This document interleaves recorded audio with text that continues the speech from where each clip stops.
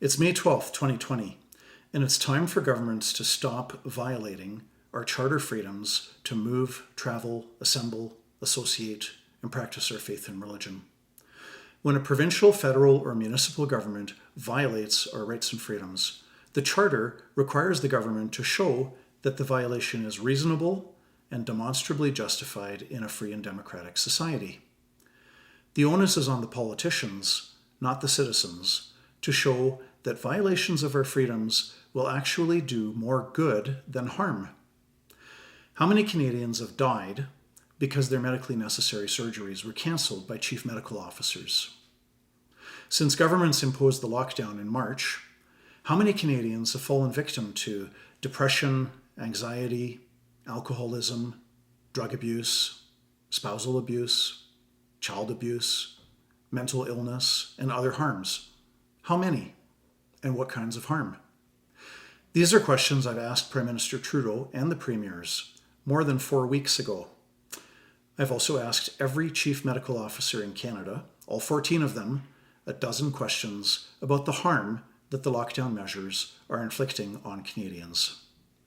And not a single answer to a single question from a single chief medical officer or a single elected leader. Back in March, governments told us they were violating our human rights and fundamental freedoms in order to flatten the curve so our hospitals would not be overwhelmed by COVID-19 patients.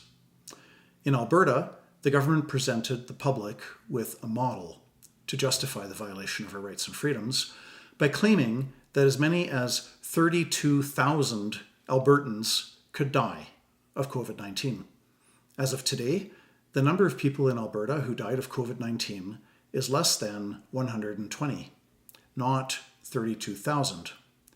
But even the government's low-end estimates about COVID-19 deaths, hospitalizations, and intensive care units are out by 300%, 800%, 900%.